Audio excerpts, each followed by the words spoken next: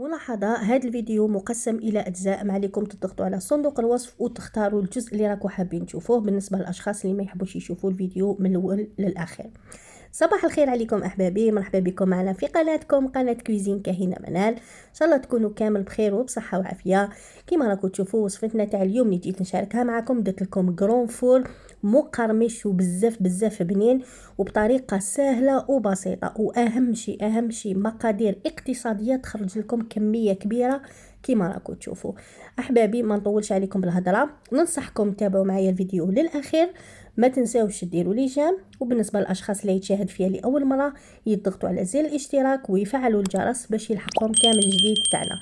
يلا بسم الله نبداو مع المقادير. المقادير راح نحتاجو 200 غرام تاع مارغرين طريه، نحتاجو كاس سكر عادي، 2 حبات بيض، 4 كاس زيت، عندي 2 مغارف كبار تاع الكاكاو، وعندي نص كاس تاع مايزينا، ونحتاجو لافاني، ونحتاجو الفارينه باش نطمو الخليط تاعنا. وكما نقول لكم دائما هاد المقادير كامل تلقاوهم مكتوبين بالجرام في صندوق الوصف.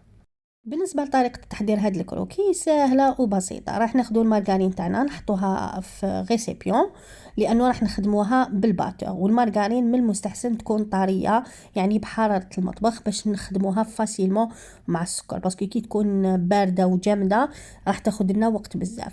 وراح نضيف لها هذاك الكاس تاع السكر ونبدا نخلطها بالباتور جيدا حتى نحس بلي هذاك السكر بدا يذوب وتجانس لي مليح مع المارغرين بهذه الطريقه.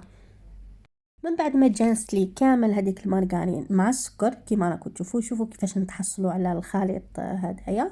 راح نضيفوا له 2 حبات بيض، ونضيفوا له لافاني. كيما دائما نقول لكم انا لافاني نحب نحطها جوست على البيض باش تمتص كامل هذيك ريحه البيض اللي ماشي مليحه فيه، ويعني تعطي له ريحه جيده للخليط. وراح نكمل نخلط هذه المكونات بالباتور بهذه الطريقه.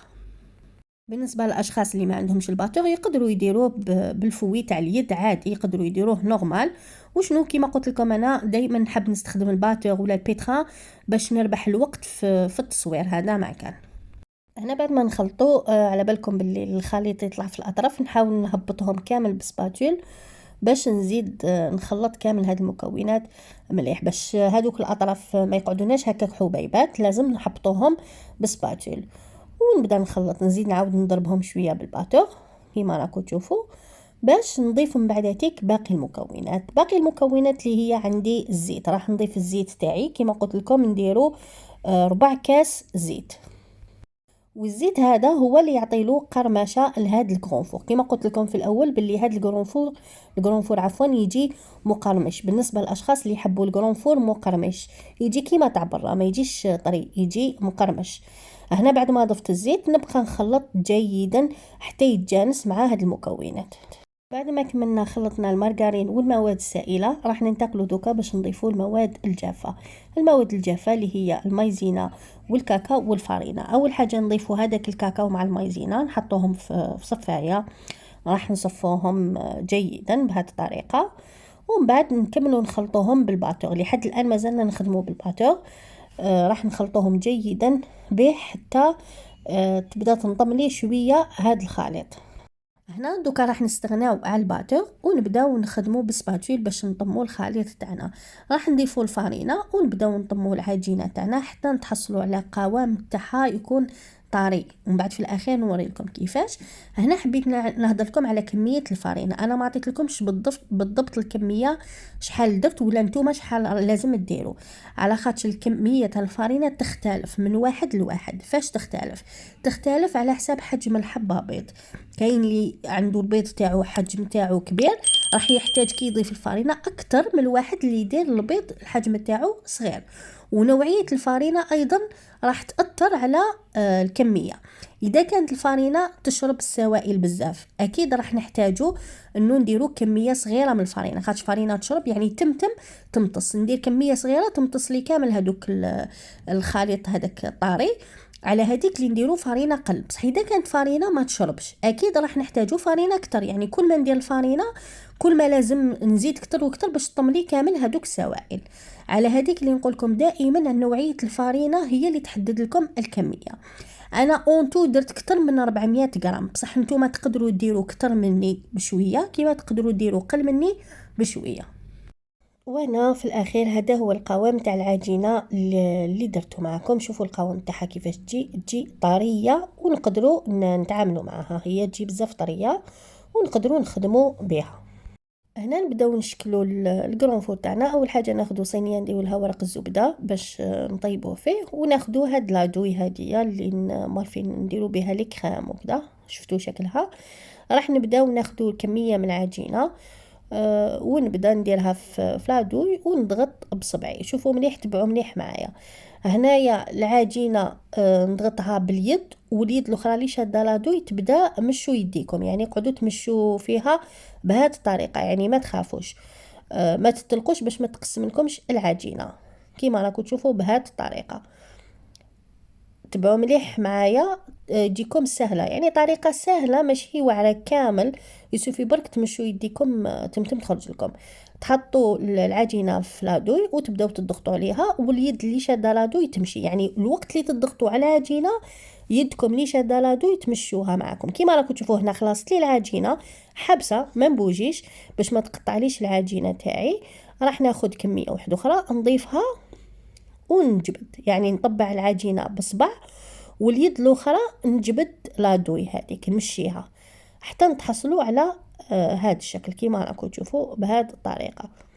على كل حال الطريقه هذه سهله وبسيطه، ما تحتاج لكمش كامل وقت، وماشي يعني ماشي صعبه كامل بهذا الشكل. وتقدروا تسقموا الاطراف تاعها بيديكم. تحبوا ديروها في لابوش الا خرجت لكم ديروها، مي ننصحكم الا درتوها في لابوش ديروا العجينه تاعكم طريه بزاف، ما ديروهاش شاده روحها، باسكو كي ديروها شاده روحها ما تخرج لكمش من لابوش، راح تصعب لكم المهمه. بهذه الطريقه نتمنى انه فهمتوا الطريقه احبابي. نخليكم تكملوا هكايا هاد الزوج وحدات معايا. هنا بعد ما كملت شكلتهم كامل كيما راكم تشوفوا، راح نديروهم في الفرن. كنت سخنته مسبقا على 200 درجه مئويه، نحطوهم في الوسط ونخلوهم يطيبوا بغرتهم. كي نشوفوهم باللي طابوا لنا من تحت ونشفوا لنا من الفوق نحوهم ونخلوهم يبردوا. هنا بعد ما طيبت كامل الكميه اللي عندي وصل الوقت باش نزينها. شوفوا حبيت برك نوريلكم كيفاش يطيبوا، والحجم نتاعهم يقعدوا هما ما يزيدوش في الحجم. ما تنساوش بلي ما درنا لهمش لا لوفور، ما نحتاجوش ندير لهم لا لوفور لانه مش راح نحتاجوهم يكونوا كبار بزاف. هنا عندي كميه من الشوكولا ذوبتها، انا استخدمت الوجدان تاع الحليب ذوبتها في حمام مائي، وعندي كميه من الكاوكاو ولا من اللوز مرحي هكا باش نزينو به.